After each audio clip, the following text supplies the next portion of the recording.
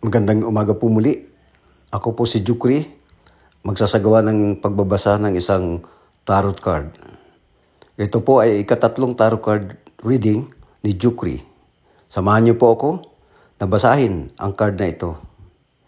Buksan po natin ang card na napili mula sa grupo ng tarot cards.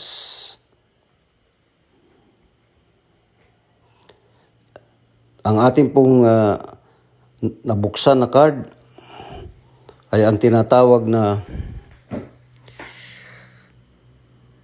The World, ang mundo. Ang card po na ito ay nagsasabi ng ating planeta, Earth, o mundo natin. Marami pong ibig sabihin ang mundo. Ito po ay pwedeng pansariling mundo, mundo natin, bawat isa, at mundo ng lahat. Hintayin po natin ang gabay ng Panginoon para mabasa po natin ang card na ito.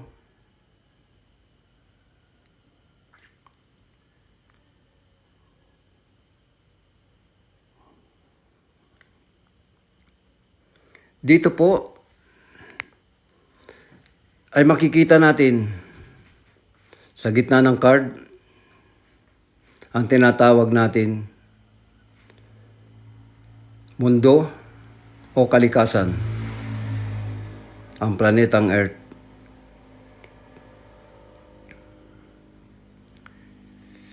Mukha po siya ng isang lalaki.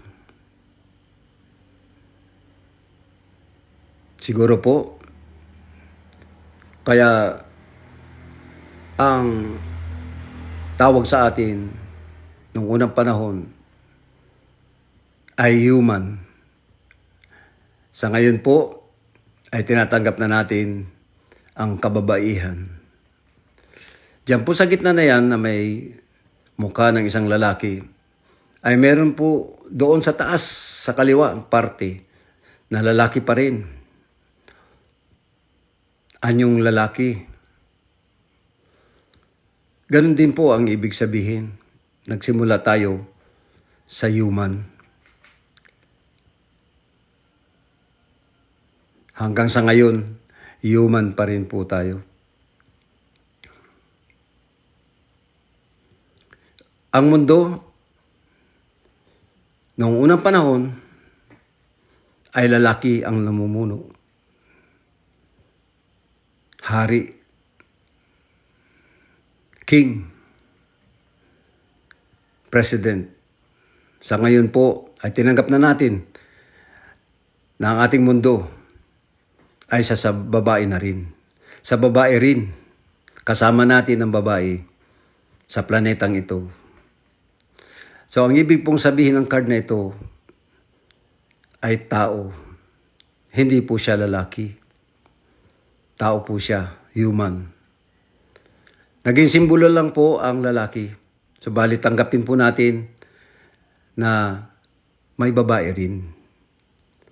Nakapagtataka, sapagkat kung susuriin yung mabuti, lalaki nga po ang korte ng kanyang mukha.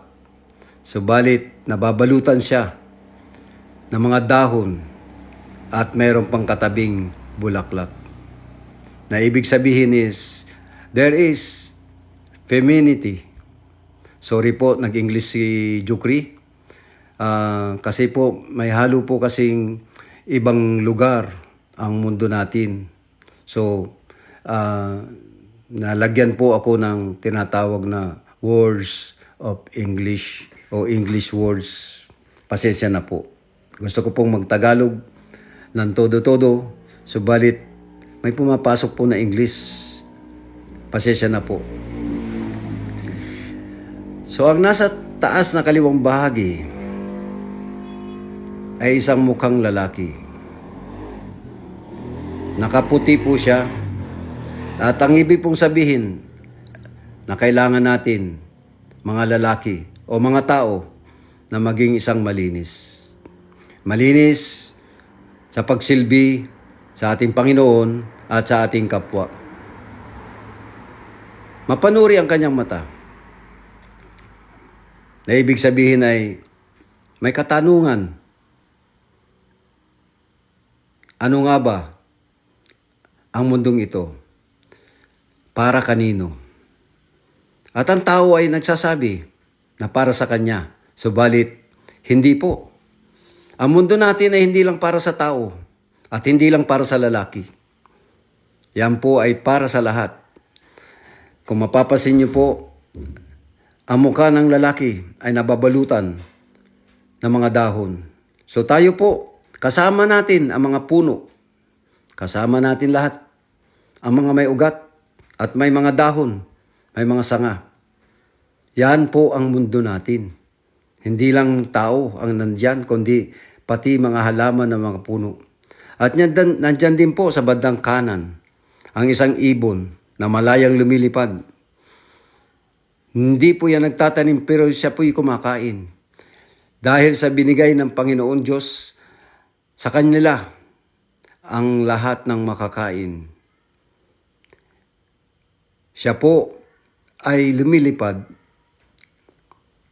tumatanaw sa kapaligiran. Subalit, isipin po natin na siya ang naghahatid at nagdadala ng mga pananim sa iba't ibang lugar. Siya po ang tinatawag nating seeders o planters. The birds are seeders or planters. They bring the seeds everywhere on the planet. So these are the birds that make our forests thrive. Yan po ang simbolo ng ibon. Meron po ditong leon na tinatawag nating king o hari. Bakit? Pero napakaamo naman ng kanyang muka para sabihin nating siya ay matalim or matigas or talagang sinasabi nating matapang. Tingnan po natin mabuti, bakit hindi pinatapang ang mukha ng leon na to? Sapagkat kahit ikaw ay malakas, kahit ikaw ay matapang, dapat ikaw ay mababa pa rin. Magsilbi ka pa rin sa ating mundo. Bantayan mong mabuti ang ating mundo. Yan po ang sinasabi ng leon.